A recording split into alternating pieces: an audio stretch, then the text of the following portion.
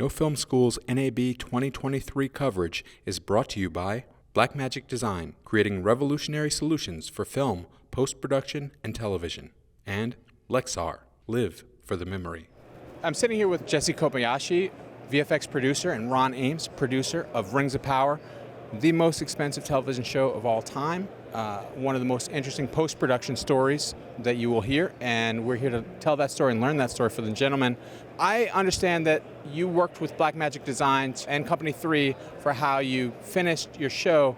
Can you tell us a little bit about that? Actually, the challenge was, since we were a Amazon Prime show, we thought we should really be an Amazon AWS-based production, cloud-based production.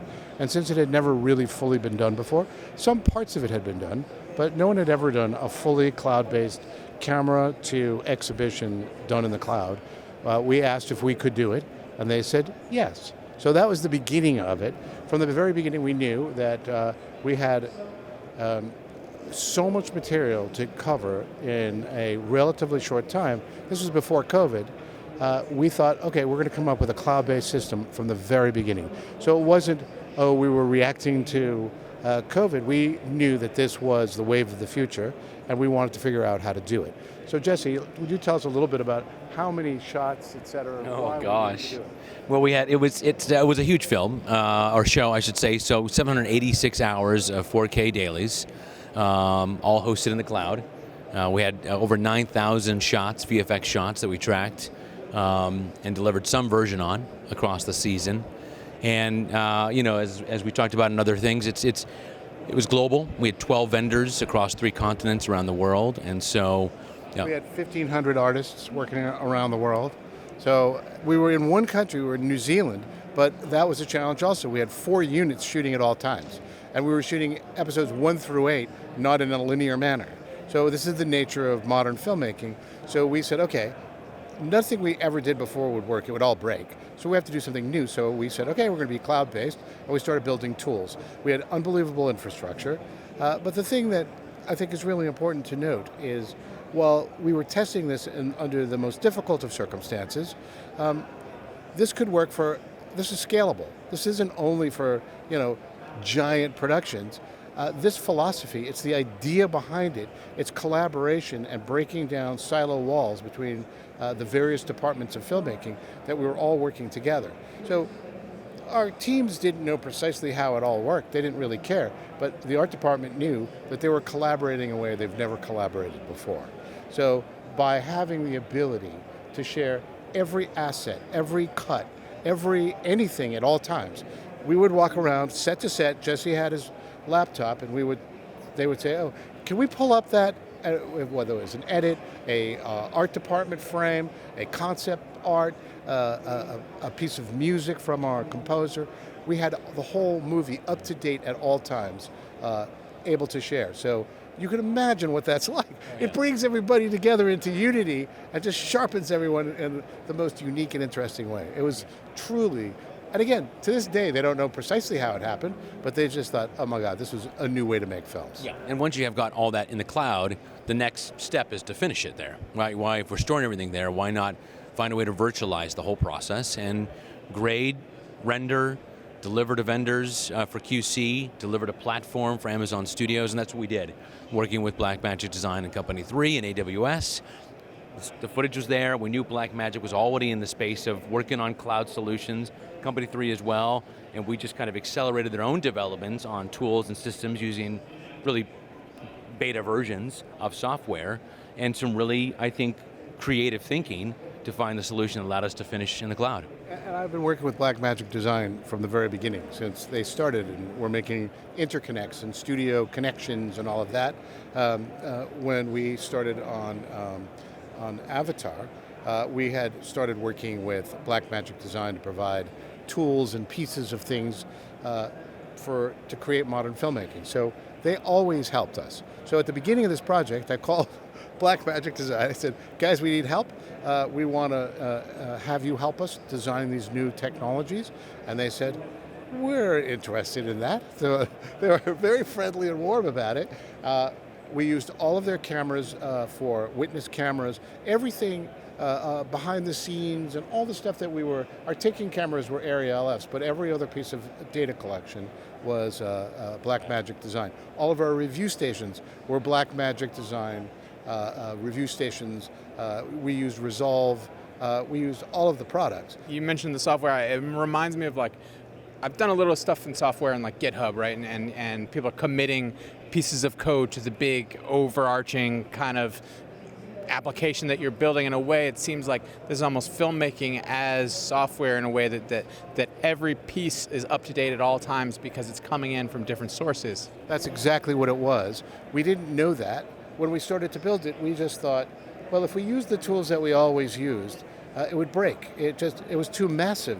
It's like, how do you do this on an industrial level? But while we were doing it, we discovered some really important discoveries about filmmaking and truly how all artists work from beginning to end. The first part is everybody needs to start to work privately. You work privately to come up with an idea. Is it a stupid idea? Is it like, you don't really know? You want to really keep it to yourself for a minute. But then once it becomes an idea that you share, now it's published. All of a sudden, that's an asset. Now we start to track it. Once you reveal, it becomes a thing. So we captured all of these things and said, okay, we don't know what everything's a possible asset. Every piece of footage, every piece of art, every piece of sound could possibly somehow be used. We don't know how or when, but we're going to capture all of it, name it, tag it, keep it. And then when it all came together, and all of it in an S3 bucket. So all of it could be shared to everywhere in the world. Because we also realized, then COVID hit. And when COVID hit, well, it had been a good idea, and our producers really liked it and thought it was all future forward. All of a sudden, it was like, thank God. Everybody else shut down. They said, well, we're going to need to take a break. And Jesse and I said, we're not breaking, we can't break. If we break, you'll never finish. So we just continued straight through, and we could because we were completely cloud-based. So over a weekend, we sent everybody home with their equipment, and we could interconnect it all, and it literally took a weekend to 4 days before we were fully functional again. Designing, building, sharing, cutting, doing all the processes. Because you're a filmmaker too, you understand that at the end of the day it's about solving problems, whether it's on set or in post-production, and to your point, it's kind of what we did. We, as Ron just mentioned, once COVID hit, it accelerated a lot of things that we were already planning on and had the infrastructure basis for it, but we had to now find some new ways of thinking, new ways of working, leveraging all that interconnectivity and the storage that we had, the things that we were able to do as an Amazon Studio show with the partners that we had. It still required new ways of thinking, new ways of working, because no one in the world had worked completely remote yet. And we were starting to do that in a way, literally over a weekend, which is just different. There's another thing, and when I first started in the film business, I started as an independent filmmaker, a college student filmmaker. We were always together. We would shoot, we'd look at stuff, we would all work together, we'd be in the same room. What happened is, as films became industrialized, as we became digital, which is a good thing, but it also had a dark side to it, which is that people started to silo. Everybody would be in their separate little boxes, not really knowing precisely what film we're making. The great part is when you collaborate and collaborate closely from all over the world, you can get solutions from all kinds of minds, from a diverse way of truly a democratization of filmmaking. So everybody gets to have a word or an idea, and that word could be presented and collaborated. It becomes a lot of material, but the best ideas come to the top, and that's what the film becomes. So that's the exciting part. Yeah, exactly. I did want to ask, did you work with different artists? How consistent was your team across the group? Like what were some of the processes that you had in post-production? Both Jesse and I have been involved in technology and technical filmmaking for a long time. So when DI started, when color correction started, we were there starting it. So we've been doing color correction for a long time. We really value the expertise of a colorist. So we knew the colorist we wanted to work with, Skip Kimball, at Company 3.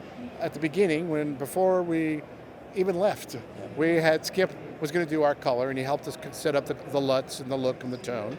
And we were working with our directors of photography, and they all loved Skip and wanted Skip to do it. But we got there, and we couldn't bring Skip because of COVID. So we knew we had to figure out another way of doing it. So we asked Blackmagic Design to come up with, would they be interested in helping us to develop tools to do it? And they said, well, we're already starting to do that. And we said, great. So let's bring Company 3 in, and they were already starting to work with Blackmagic Design in AWS. And we said, okay, we're going to build a system so Skip can be in his home in Idaho at his farm, and he can go ahead and do color, and we'll be in New Zealand, and some of our showrunners will be with us in New Zealand, and some of them will be in London. We want everybody to be in the same room with no delay, and the files are all going to be in the cloud. So we need basically a virtual deck link. Can you create that? And they said, maybe. And then 9 months later, it was there. So we knew we had the material in the cloud. We knew we were going to be geographically separated, and so again, that was the challenge. So it started with the virtual deck link. Then it was virtualizing Resolve in the cloud, so we could work so Skip could work in Idaho and from his farm. I love this concept, this visual of him, a colorist at a farm, grading this material. And then the last step was the storage. We needed fast storage, and that was in the cloud. We used Lustre, FSx storage, AWS. And then the rest was a pretty similar, we're all using the same monitors, Sony reference monitors. So we know we're looking at the same picture. And it's a Zoom connection for the video communication with Skip, so we're having that real-time collaboration on that side. And then to Ron's point, as Skip takes a note, starts changing the color in his Resolve, we're seeing that exact same signal represented 4K HDR on our screens. I've done TVIPs before, I've done remote grading, I've done every form of this, and it never feels right, it's never comfortable. This was as if we were in the room with Skip. We would sit there, we would look at it, we would see the Resolve screen, so we saw the windows and the decisions he was making, and we would just talk really about color and what the scene was about. We'd say, okay, this is the scene, and then we'd leave him, we'd talk amongst ourselves, he'd be coloring, just as if we were in the room with him. It was exactly like you going in to grade your film in the room with a colorist. But he was across the world, and the files were in the cloud. So what that really does for you, it makes it that it's completely secure. It makes it that you could be global, decentralized, and still have all of the same communication and collaboration that you would have if you were in the room with the guy. Anytime you do anything for the first time technologically, it's an exciting process. It's a discovery moment. So for us, the first session was, we had tested the technology, we had tested the connections, we had loaded up some test frames, but then you get the creatives in the room, the pressure's on, you've got to deliver, and we'd kind of set the bar, just saying this is new technology, we've tested, we believe it, and first frame, first scene comes up, notes begin to be given, just to, contrast, let's up the brightness here, let's make it a little more golden, and it starts to happen. We see it, like Ron said, we can see on the screen, we can see the knobs turning, we can see the curves moving and Resolve, and real time we're seeing it in our HDR screen, and it's just, I get goosebumps telling the story, because then this is actually happening, and we all got up real close to the screen, we're all, can you see the artifacting, can you see, none of it was there, to Ron's point of compared to TVIPs, that kind of stuff. This was true 4K HDR color grading, real time, on a global scale for the first time, and that's an exciting moment to be a part of. That's an exciting moment for filmmaking. You're the people said, hey, build me a spaceship, and then someone built it for you. I mean, Yes, there's something you said that I think is really, really important. What the capture medium is a creative choice. It isn't mumbo jumbo. It really depends on the story you're trying to tell. We were trying to tell a story of fantasy that wanted to look photoreal, that wanted to be not romantic, but really feel like modern storytelling, taking a whole world and creating it with dwarfs and fantastic beings and all different kinds of worlds. We made a choice. We were going to shoot it on an LF. We were going to shoot it with a certain kind of lens, spherical lenses, and all of these choices were part of a creative choice. But I've worked with J.J. Abrams, who wants to sometimes shoot film, so we'll shoot film. that's a different thing, and we're trying to tell a story in a different way. All of them are useful, but I think the underlying values are that we are working collaboratively together to create an intentional vision. It isn't just a mistake. And so we knew that this was going to be the case. So the other thing is, we had to share this with people who weren't there. So if we're going to get notes on color, I only want to know that the person who is looking at that footage is looking at it on a proper monitor. So we gave anybody who had a say in it an iPad Pro already set up. They couldn't mess it up. All you got to do is watch it. And we gave them headphones with. We gave them the AirPod Maxes so they could hear spatial sound and hear the mix. And we said, only if you listen to it and watch it this way can we receive your notes. And we could tell using Moxion, which was how we were sharing it, 4K UHD, that they were watching it on a proper monitor. And if they weren't, we'd say, well, we saw that you were watching this on your MacBook Pro that we did not tweak, so come back when you've looked at it on the proper way, because these notes mean something. It's and our showrunners were religious. They were fantastic. They watched it very carefully. Their notes were always thoughtful. It is a standard of consideration that I think is really important, and these tools give us that. We can control it. We can make it exactly what we want it to look like. Each world had a different color, a different tone. It wasn't a mistake. None of it. It was all thought through, and this technology, which was built intentionally, now is available to everyone. And that is the greatest part, is that talk about film students, talk about anybody can do a version of this, because Blackmagic Design has made this so that anybody could do it. It's affordable, it's scalable. You could do it on a small budget film, you could do it using a Fujifilm camera, or you can do it using an Alexa LF. It doesn't really matter what the device is, it's the concept behind it. I think that's one of the things that Blackmagic Design does so beautifully, is that they really make this equipment for everyone. 100%. Yeah. I mean, we finished the show on Resolve, and that same tool is available for free. And that's one of the questions I get from, people, independent filmmakers or students, my own kids. What tools should I use? Use Resolve, because then you're using the tools the professionals are using. It's going to give you a leg up when you move into that transition. You're going to know you're going to know the language. And agreed. I can't imagine another tool to use right now. I use the tools for my personal creative use as well. The stuff that I do for myself, I use the same tools. Yeah. I think of Blackmagic Design as one of the most innovative companies in our field, just because they have the stepladder up from the pocket camera up to their 12K camera, and similar thing exists in their post-production side with Resolve for the free versions and the paid versions, and then tiers, storage, all this stuff, so that you have a way of starting very small and working with the very best stuff, or a subset of those tools that expand out. But having gone through this process, what are you looking at next? You're the people who figured this thing out. You're the people who have something to say about where we go next. What do you have to say? I would say that the early filmmakers were unbelievably clever. And if you look at metadata, when I started in film business, metadata was developed as edge numbers on a piece of film, and metadata was typed notes that went along with a day's shooting. And that was it. Now we have we have hundreds of fields. We could put every single piece of information that made that one moment in time there. And when we're now working on LED wall productions, where it's virtual productions where the assets are live and you have to track everything immediately. The load of data and analytics that are flowing into that 1/100th of a second of time is massive. But it's still all the same conceptual ideas. It's just exactly what you said. It's like, really, how do you tell stories of the heart? Whether it be done on an iPhone or done on the largest level. It really is the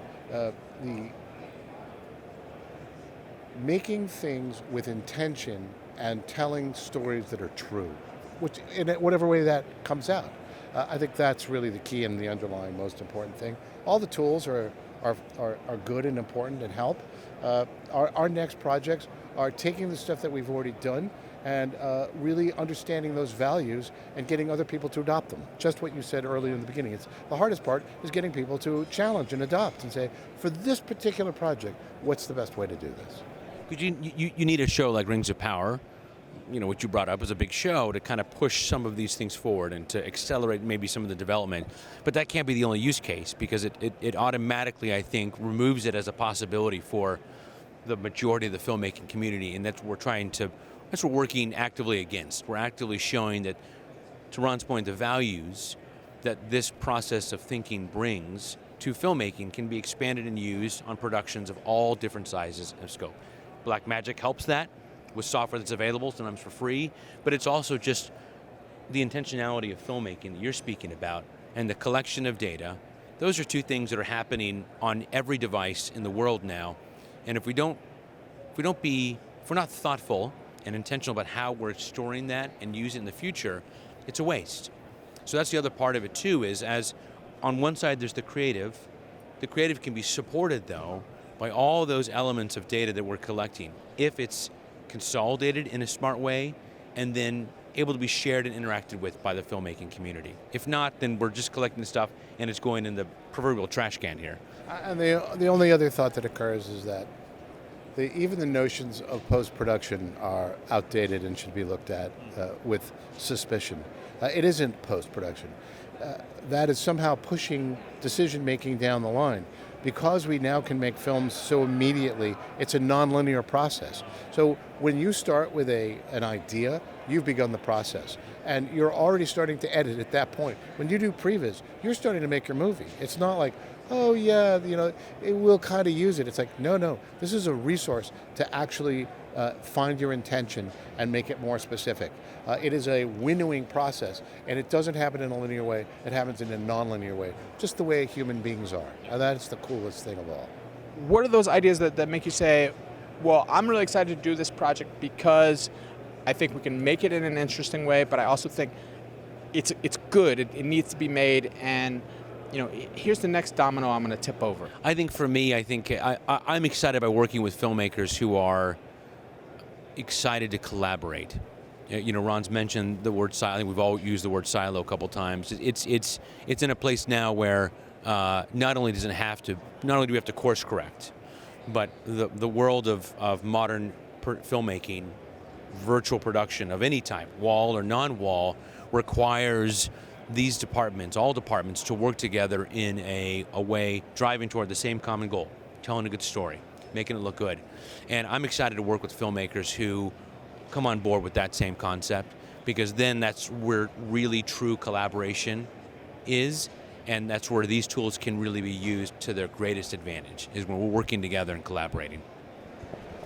So what I find exciting is scalability, the fact that the tools we build can be used by anyone.